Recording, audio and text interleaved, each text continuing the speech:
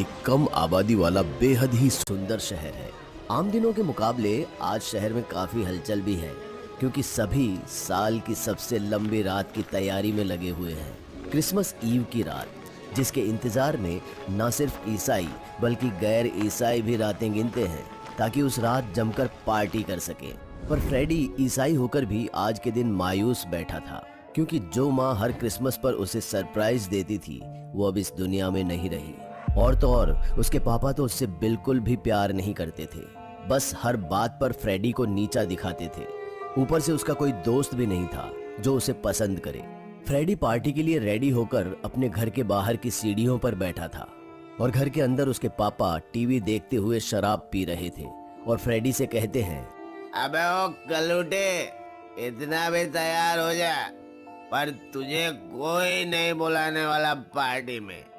चुपचाप घर की साफ सफाई कर और सो जा, चल। अपने पापा से ये सब सुन फ्रेडी और मायूस हो गया कि तभी दरवाजे पर खड़ी एक लड़की ने उसे आवाज देते हुए कहा, फ्रेडी, तुम अभी तक यहीं बैठे हो?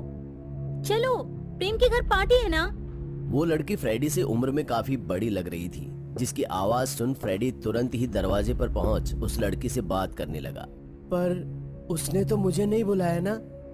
अरे उसने तो पूरी क्लास को इनवाइट किया है और तुम भी तो उसी क्लास में हो, इसीलिए चलो। पर मेरा वहाँ जाना किसी को अच्छा नहीं लगेगा करिश्मा। करिश्मा की बात सुन फ्रेडी उसके साथ चल दिया। दोनों प्रेम के बंगले पर थे, जहाँ क्रिसमस ईव की पार्टी चल रही थी। करिश्मा फ्रेडी को दोस्तों के बीच में छोड़ प्रेम के कमरे की तरफ चली जाती है। फ्रेडी भी धीरे धीरे पार्टी को एंजॉय करने लगा था, पर जैसे ही वो अपनी क्लास के दोस्तों से मिलने उनके पास गया तो लड़की तो छोड़ो, उसकी बदसूरती के कारण कोई लड़का भी एक सेकंड के लिए भी उसके पास नहीं आया। फ्रेडी अब पार्टी के शोरगुल के बीच खुद को बिल्कुल अकेला महसूस कर रहा था। तभी उसकी नजर बंगले की बालकनी पर गई। प्रेम शराब के नशे में धुत करिश्मा को अपनी बाहों में जकड़े हुए था और करिश्मा भी आंखों में आंसू लिए एक जिंदा लाश की तरह फ्रेडी को देख रही थी। धीरे धीरे पार्टी के सभी लोग यही बात करने लगे थे कि आखिर प्रेम ने इस कलूटे को पार्टी में क्यों बुलाया। पूरा मजा किरकिरा हो गया। जब प्रेम को ये बात पता चली तो वो सीधे फ्रेडी के पास आया और उसके हाथ से गिलास छीना और शराब उसके मुंह पर दे मारी और फिर भला बुरा कहने लगा। अबे ओए कलूटे, मैंने कॉलेज की पूरी क्लास बुलाई, पर इसका मतलब ये नहीं कि तू भी इसमें शामिल हो जाए, क्योंकि तू हमारा दोस्त नहीं है। और अब जब आ ही गया है तो चुपचाप ये महंगी शराब पी और किसी कोने में पड़ा रहे, वरना धक्के मारकर बाहर निकाल दूंगा। प्रेम की बातों से फ्रेडी शर्म से लाल हो गया था, यहाँ तक कि वो करिश्मा से भी नजरें नहीं मिला पा रहा था और ना ही करिश्मा उसके लिए कुछ कर पा रही थी। तो वो भागता हुआ सीधे बाथरूम में चला जाता है और वहां रोने लगता है। तभी उसे ऐसा लगता है कि उसके पीछे से कोई गुजरा। फ्रेडी रोना छोड़कर पीछे की ओर देखने लगता है और थोड़ा घबराकर पूछता है, कौन है वहाँ?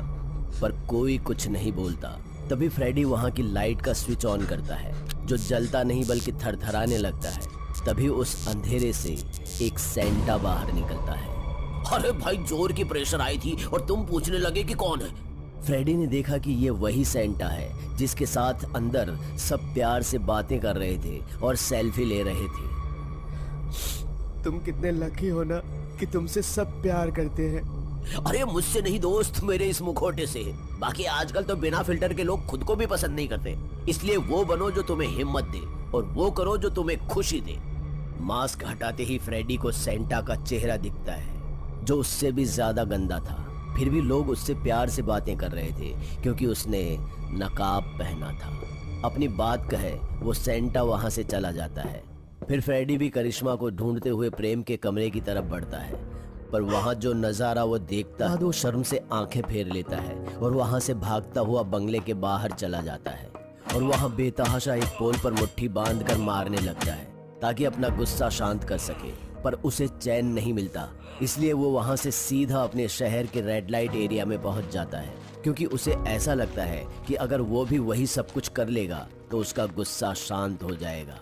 पर वहां पहुंचकर भी उसे अपनी सूरत की वजह से बेइज्जती का सामना करना पड़ता है। सुन बे कलूटे, तू पैसा दे रहा है ना, इसके वास्ते अपन तेरे को अंदर लेके जा रहे हैं, और अपुन को नहीं लगता कि कोई लड़की लोग तेरे को इधर भाव देंगी। इतना कहते हुए वो उसे अंदर ले जाता है, पर सभी लड़कियां कोई ना कोई बहाना बनाकर मना कर देती है और सबसे आखिर में एक उससे कहती है, राम जाने कौन सी बीमारी के कारण इसकी हालत हुई है। कहीं इसके साथ किया तो मेरी ब्यूटी को ना कुछ हो जाए, मेरा तो सारा धंधा ही चौपट हो जाएगा। चल चल निकल। जब फ्रेडी को एक कोठे वाली औरत ने भी नकार दिया तो वो बिल्कुल टूट जाता है, लेकिन अचानक उसके टूटे हुए दिल ने मानो किसी हैवान का रूप ले लिया था। उसने उस औरत के बालों को पकड़ा और एक तमाचा जड़ दिया। रुपए पर बिकने वाली नीच, अब तू भी मुझे ताने देगी? तेरी तो मैं। इससे पहले कि फ्रेडी कुछ और करता, कुछ दलाल मुस्टंडे वहां पहुंच गए और उसे धक्का मारते हुए ना सिर्फ कोठे से बल्कि अपने एरिया से बाहर निकाल दिया। फ्रेडी गुस्से के मारे अपने दोनों हाथों को जमीन पर पटकने लगा। तभी उसने नजर उठाई तो सामने करिश्मा खड़ी थी, जिसने फ्रेडी को धिक्कार भरी नजरों से देखा और फिर वापस जाते हुए सड़क के अंधेरे में कहीं खो गई। फ्रेडी समझ गया कि शायद करिश्मा ने उसे उस लड़की के साथ नीच हरकत करते हुए देख लिया। करिश्मा को इस तरह जाता देख फ्रेडी और टूट गया और वहीं सुनसान सड़क पर खुद को सिकोड़ता हुआ रोने लगा और फिर उठकर उसी अंधेरे की तरफ बढ़ गया जहां करिश्मा गई थी। वहीं दूसरी तरफ वो धंधे वाली लड़की कोठे से निकल ही रही होती है कि तभी उसका दलाल उसे रोकता है। क्यों मेरी जान, एक किच थप्पड़ में घर की ओर निकल रही क्या हैं? नहीं रे, ये थप्पड़ तो इस धंधे में आने के साथ मेरी किस्मत बन गई है।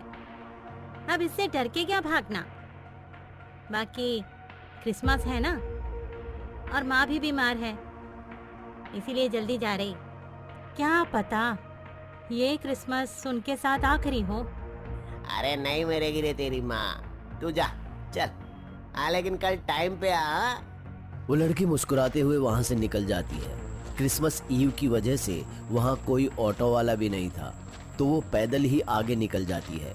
अपने चमचमाते मोहल्ले की चकाचौंध से निकल अब वो सड़क के गुमसुम अंधेरे में जा चुकी थी, क्योंकि सड़क पर एक भी लैंप पोस्ट नहीं जल रहा था। उसे इस सुनसान अंधेरे में काफी घबराहट हो रही थी, फिर भी वो बिना रुके आगे बढ़ती चली जा रही थी।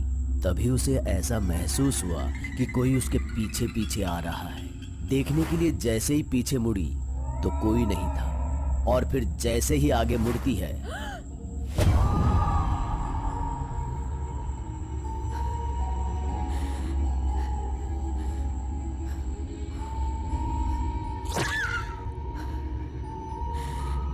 मुझे लगता है कि किसी को जज करने में कुछ नहीं रखा है, लेकिन तुम्हें लगता है कि तुम खूबसूरत हो, तो क्यों ना ये फैसला जनता करे। अगले 40 मिनट में ये तय हो जाएगा कि तुम खूबसूरत हो या नहीं। से चीज डियर, पूरी दुनिया देख रही है तुम्हें। अगर उन्होंने मान लिया कि तुम सुंदर हो तो घर जाकर केक कट करो, और उन्होंने बदसूरत कहा तो फिर jingle bell jingle bell jingle all the bell, killer Santa come to the door and kill you very well. Jingle bell jingle all the bell. इतना कहता हुआ वो सेंटा वहां से चला जाता है और उस लड़की की जिंदगी की वोटिंग स्टार्ट हो जाती है। बेचारी ना हिल पाती है ना ही चीख पाती है, बस आंखों से बहते आंसुओं के साथ सामने स्क्रीन को देख रही होती है, जहां कभी वोट बढ़ता है तो कभी घटता है। वहीं दूसरी तरफ फ्रेडी फिर से करिश्मा को ढूंढते हुए पार्टी में पहुंच जाता है, जहां सबसे पूछने लगा कि क्या किसी ने करिश्मा को देखा है। सभी से पूछताछ करते हुए वो प्रेम के पास पहुंचता है, पर जब वो उससे नजरें चुराकर भागने ही वाला होता है कि अबे ओए कलूटे, तू अब तक यही है या नहीं? देख रहे हो इंस्पेक्टर, महंगी शराब के चक्कर में लोग बेइज्जत होकर भी पड़े रहते हैं। मैं शराब के लिए नहीं, करिश्मा को ढूंढने के लिए यहाँ आया हूँ। ये करिश्मा को कैसे जानता है? जानता है, ये सब छोड़ो इंस्पेक्टर। जब वो है ही नहीं तो ये पागल ढूंढ क्यों रहा है उसे? कैसे नहीं है वो है और यही है। प्रेम, क्या ये सच बोल रहा है? हाँ मैं सच बोल रहा हूँ। अभी थोड़ी देर पहले प्रेम उसके साथ कमरे में। प्रेम, सच सच बोल दे। महीनों से सोच रहा था कि मेरी बीवी गुमशुदा है और तूने उसे यहाँ छुपा रखा है। अरे छुपा कर तो तब रखूंगा ना जब वो जिंदा रहेगी। पता नहीं इस साले को कैसे दिख रही है। क्या करिश्मा नहीं रही? तूने मार दिया उसे? मैंने नहीं।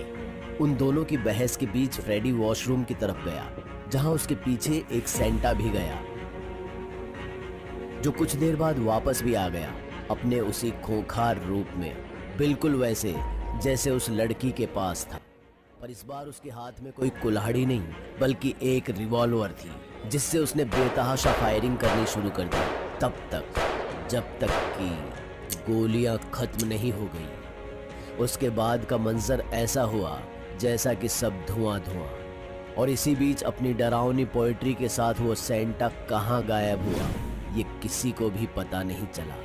तभी 12 बजने की घंटी बजी और वॉशरूम में से एक और गोली चलने की आवाज आई।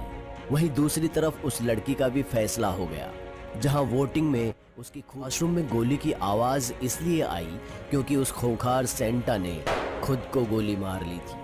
पर इस पूरे हादसे में सिर्फ प्रेम, इंस्पेक्टर और बाथरूम के कोने में सिसकता हुआ फ्रेडी ही बचा था।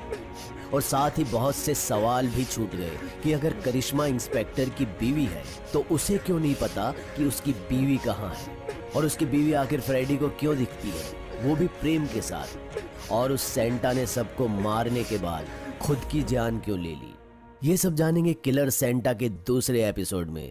Jingle bell jingle bell jingle